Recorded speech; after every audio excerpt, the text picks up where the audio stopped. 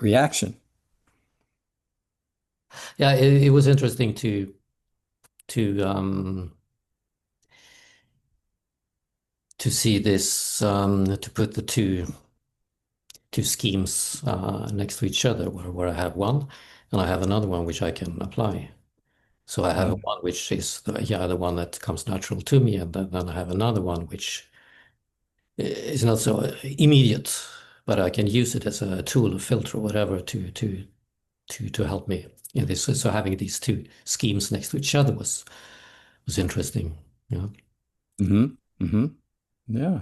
And also put me in a situation, see what I'm feeling, then another situation, see what I'm feeling, to experience the shift from heaviness to lightness. Hmm.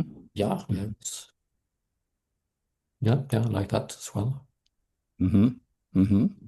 But here I was thinking a bit, what is the difference between cognitive behavioral theory and this?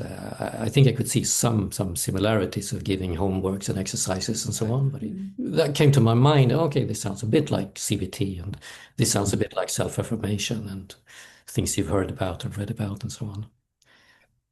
Yeah, yeah. And as I mentioned, there's similarities, but what one thing that makes it different is the way we organize belief systems using, you know, logic, deductive logic, and finding the elements of object and the intentional object of the emotion and the rating of the emotion and constructing the practical syllogistic chains and isolating, identifying the upper ranges of the chains through that process and seeing this as really the constituting, the emotion itself. You see, in REBT, you have the emotion and then the behavioral emotional consequence. You see, I would rather you have I'm sorry, you have the reason, the thinking, that the belief system, and then the behavioral and emotional consequence. And there's two separate things, but in LBT, the reasoning chain actually embedded in the feelings that we were talking about is the emotion. So we're actually significantly identifying the emotion, through LBT because that's what it is according to the theory. And that's I think that's important because there's a criticism in psychotherapy across different perspectives on it that cognitive behavioral approaches don't handle the emotion. But when you bifurcate the emotion, from the reason, yeah, you have that criticism. But when you're actually seeing embedded reasoning, embedded in terms of it's being embedded in the affect, the feelings that go with it. So in other words, when you're demanding perfection, that's a logical linguistic version of this felt need, that you had.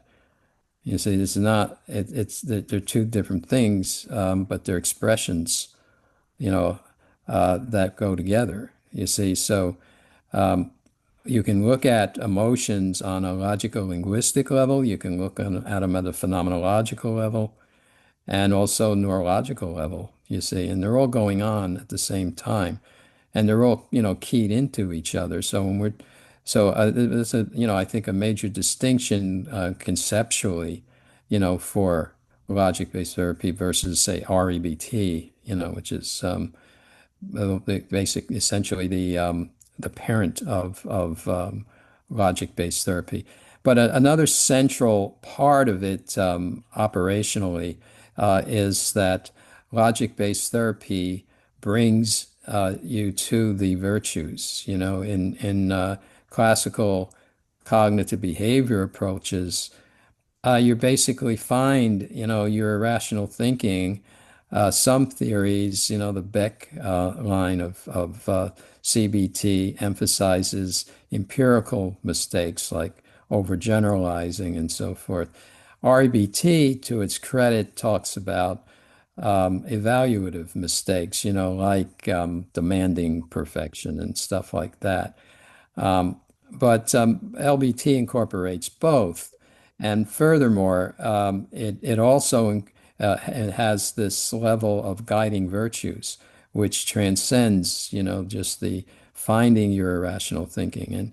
And then it also, on top of that, it has this philosophical performative dimension of it, which allows you to, understand your virtues and perform those virtues in terms of various philosophical perspectives. And furthermore, it embeds these philosophies in a system that's open to various interpretations. So you can come at this from any philosophical perspective, anything from Friedrich Nietzsche to St. Thomas Aquinas and there between. So there's some differences there too. Yeah, I guess CBT wouldn't care so much about your philosophical background, your whatever philosophical scheme you resonate with. Yeah. So yeah, I think that was interesting to see what is the worldview that can work for you, and to use that rather than just focus on you know confrontation of the fears or whatever, but putting it into this philosophical context. Yeah. Well, you were an excellent uh, participant in the process, and you did well. Uh, thank you for being so cooperative, and you had very little resistance, and for Yeah. yeah. Yes, yeah, I was just thinking it's funny you say that since it's so seems to be so important for me to be perfect. So I try to be a good student here, a good client, or whatever. But yes, no, I think it's interesting to work on yourself and to understand, yeah, again, understand things about yourself. So, and I see as well, resisting here wouldn't make so much sense. So it's better to, try to go along with it, follow the Mhm. method and see what it leads to. Yeah. Well, thank you so much for this participation, and No, thank you.